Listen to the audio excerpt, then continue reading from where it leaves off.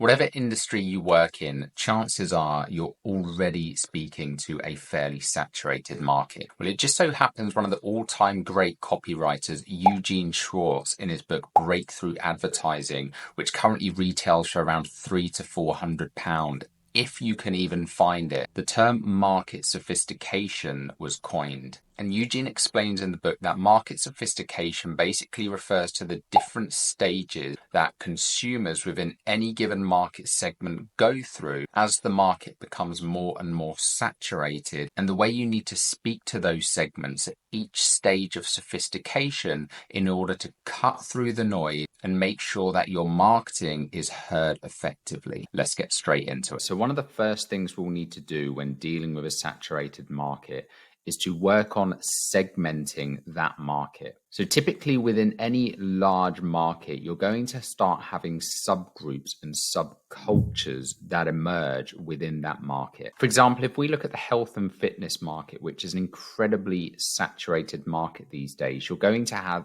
other sub-markets within that. So maybe, for example, there are people who do CrossFit, people who swear by only doing cardio, there are bodybuilders. And then even if we hone in on one of those markets, you've got sub-markets and subgroups within those. So this might be bodybuilders who swear by using the old school methodology, or more modern bodybuilders who may be into things like biohacking. So the first thing we need to do when dealing with a saturated market is to identify the underrepresented segment of this market and then aligning that segment with your brand and your offering. That way you're giving yourself the best chance of standing out in an otherwise competitive market space. Now, once you've segmented the market and you've clearly identified the segment of the market you're targeting, the next thing we need to look at is market sophistication. So Eugene Schwartz broke this down into 5 core stages, and I've renamed these stages just to make these easier to remember. So I'm going to be going through each of these stages individually and showing you examples of some of the different brands who are utilizing marketing at different stages of these and how they overcome and speak to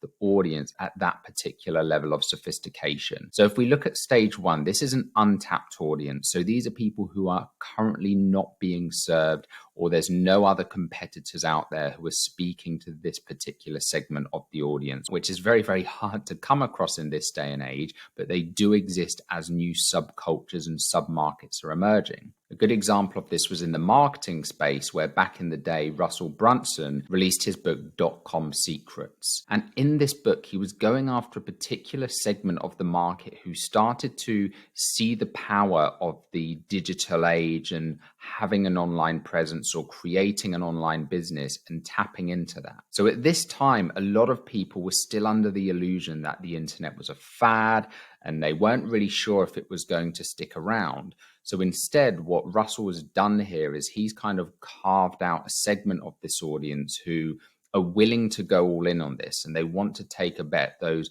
pioneers, those innovators who are looking to get the first mover advantage. And the way you're going to speak to this market is through just traditional direct response style advertising. So this is, for example, speaking into a problem. So in this case, these are people who are new to the online space. They don't know how to use it, presenting a solution and then delivering proof where possible on how this system works. Now, stage 2 is where we've now got some competitors starting to pop up on the scene. So at this stage, this is where USPs come into play. And really, for the most part, most USPs are just about bigger, faster, better. How can we be bigger, faster, or better than what our competitors are currently doing? So a good example here is Domino's Pizza back in the day, with their guarantee from all of the other pizza chains that are opening of having the pizza delivered in 30 minutes or less, or it's free. Or this might be Amazon with their faster shipping times or wider inventory than other stores. It's really about just how can you do more or better than what your competitors are currently doing. Now, it's worth saying that for most industries, we are well beyond stage 1 and 2. So if you're still trying to market in this way, chances are it's probably not going to get through and resonate with your audience. So now we come into step 3, where this is a market that is beginning to see saturation, where we've now maybe got 50, maybe 100, maybe more competitors on the scene who are all trying to compete on USPs alone.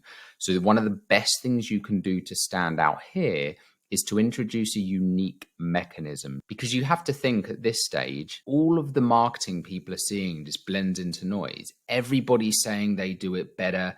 Everyone's saying they do it faster.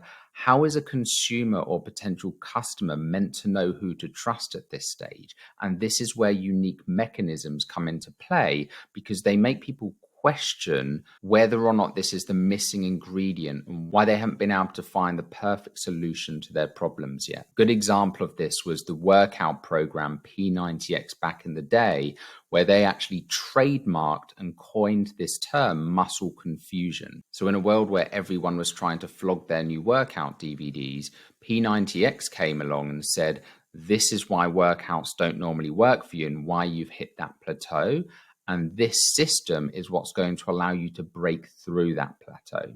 And then by trademarking that system and putting a unique name to it, it now can't be touched by the competition. And since releasing P90X, the company Beachbody behind this workout program has gone on to selling over $1 billion in revenue of product, which goes to show just how powerful using a unique mechanism can be when you're speaking to a market that is at this level of saturation. However, this is where we then come on to stage 4 of market sophistication, which is where people feel like they've heard it all. So what typically happens here is that other competitors are seeing these unique mechanisms that other companies are using, and they try to create their own. So what ends up happening is, again, consumers get fed up with this and they start feeling like they've heard it all. So no matter what trademarks or systems you create, consumers are now beginning to become numb to that kind of messaging.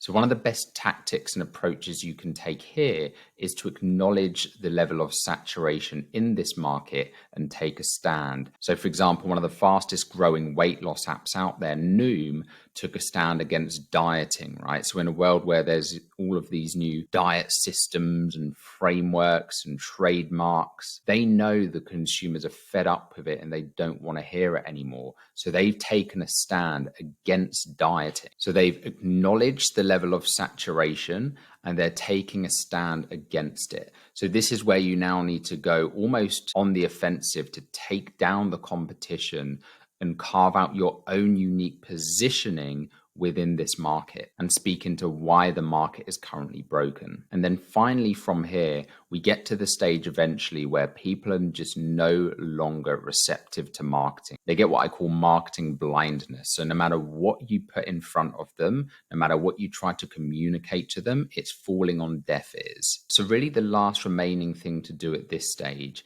is to start appealing to somebody's identity. Tell them what they've been feeling deep down and align with how they identify as individuals. So the health and fitness influencer James Smith is a really good example of this, where he's put out intentionally provocative content calling out the entire health and fitness industry and health and fitness apps who are for just overcomplicating what is arguably a very simple equation. This almost acts as a pattern interrupt for people who have heard and seen it all in this stage, and he's aligning with how they're currently feeling about the whole industry just now being a bit of a joke. Right now, what we're doing is we're going back to basics, right? We've kind of been evolving the products over time, and now we're stripping it back to the point where we're saying, actually, most of this is just complete BS, and here are the principles that work. And then another thing that happens at this stage is new segments begin to emerge as a result of this saturation. And we then end up back at segmenting the market and identifying those new subgroups and subcultures where we can begin this cycle again. And the interesting thing that you'll see here in any market is that this cycle just continues and continues over time. And it's the game that businesses are constantly playing out, where markets are just going through different levels of sophistication. They then get to a stage where there's no more you can add. So they have to be completely reset back to basics. And this whole cycle just repeats again and again and again. This is even the same in like economic and global financial markets, as Ray Dalio talks about in his book Principles, where these things tend to just work in cycles and they then just reset. It's the same even in the fashion space, where you see fashion evolving and it then ends up seemingly going backwards to trends that are in fashion 30, 40 years ago, and they've now come back around. When you can start to understand and see this game for what it is, and you begin to realize the different stages of sophistication or the different levels of saturation any given market is at, is going to allow you to much more clearly communicate to that market based on what stage they're at or what they're feeling at that point in time. And that's why it's so important to always start first with segmenting your market and identifying the underrepresented segments who are going to be the easiest for you to target. So in this next video coming up, I'm going to be showing you how to create, identify, and find your ideal customer persona and segment of the market. I'll see you there.